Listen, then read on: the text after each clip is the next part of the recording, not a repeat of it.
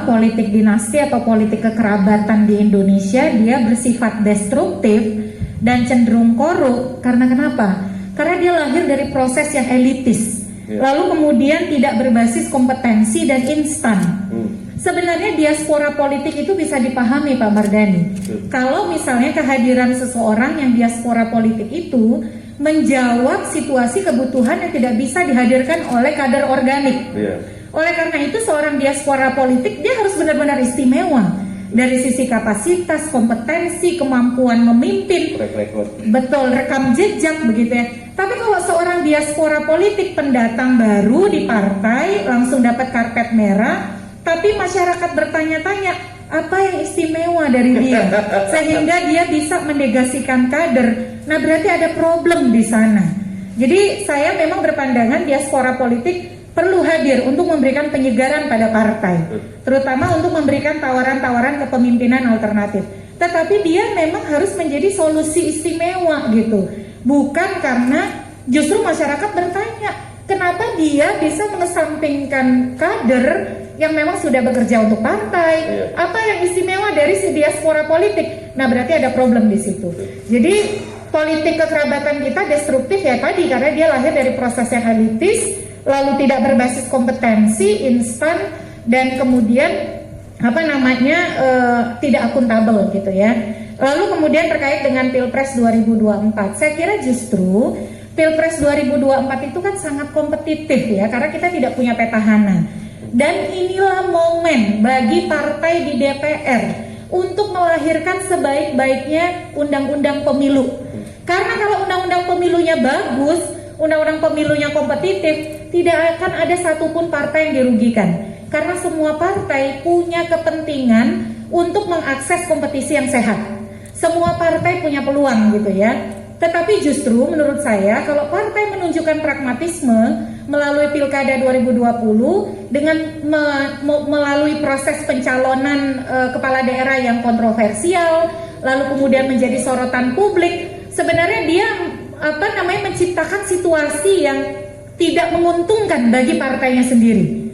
Harusnya kan karena 2024 itu sangat menjanjikan, kompetitif dan semua punya peluang, 2020 itu dimanfaatkan untuk melahirkan citra positif dari proses pilkada gitu. Dan justru eksistensinya diuji dari 2020. Maka merugilah partai yang tidak mengambil kesempatan untuk memperlihatkan kapasitas kompetisinya, apalagi kemudian dengan hanya mengusung calon tunggal. Saya sebenarnya pendukung calon tunggal, tetapi calon tunggal yang bukan dari produk rekayasa. Karena kenapa 2015 kenapa saya dukung calon tunggal? Karena calon tunggal di 3 daerah itu diciptakan karena blocking politik. Ada petahana, partai lain ingin menghambat, maka kemudian tidak mencalonkan, sehingga harapannya pilkadanya ditunda terus. Makanya kemudian calon tunggal anggap konstitusional. Tapi ternyata di kita ini teori-teori politik gagal semua ya. Calon tunggal justru dimanfaatkan untuk jalan pintas menang gitu. Jadi ini juga, gimana nih kalau bicara soal political engineering jadi stres sendiri gitu. Nah, yang kedua Pak, ini saya ada satu lagi. Menurut saya perlu didesain kampanye Pilkada 2020. Ini upaya kita mengatasi politik dinasti ya, yang memang bisa mengeksplorasi atau membedah kapasitas dan kompetensi pasangan calon.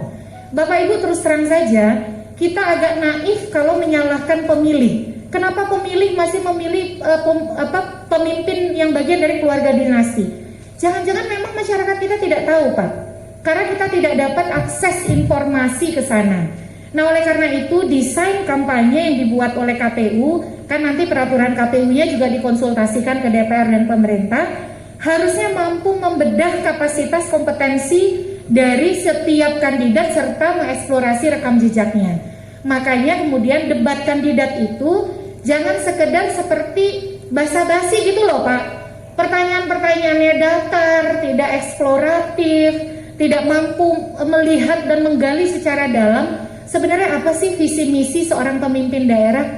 Bapak Ibu mungkin kalau nonton debat udah deg-degan duluan ya, khawatir ini kepala daerah jawab apa gitu.